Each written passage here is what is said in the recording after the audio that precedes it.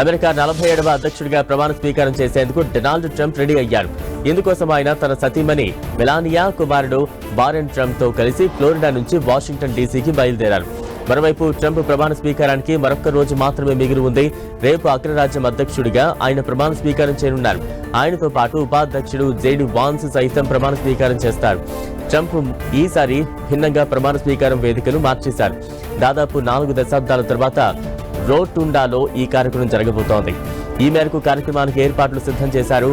ప్రస్తుతం వాషింగ్టన్ లో భారీగా చలి ఉంది. ఈ క్రమంలో రోటుండా సముదాయం లోపల వెచ్చటి వాతావరణంలో ట్రంప్ ప్రమాణం చేయనున్నారు.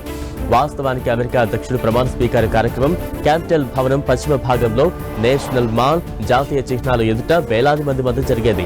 ఈసారి చలి తీవ్రత ఎక్కువగా ఉన్న నేపథ్యంలో క్యాపిటల్ భవనం లోపల ఉండే రోటుండా సముదాయంలో కార్యక్రమాన్ని నిర్వహిస్తున్నారు. రేపు ట్రంప్ ప్రమాణ స్వీకారం చేయనుండగా వాషింగ్టన్ లో -11 డిగ్రీల ఉష్ణోగ్రత ఉంటుందని అంచనా. ఈ క్రమంలో దాదాపు 1985 తర్వాత ప్రమాణ స్వీకారోత్సవం రోటుండాలో నిర్వహిస్తున్నారు.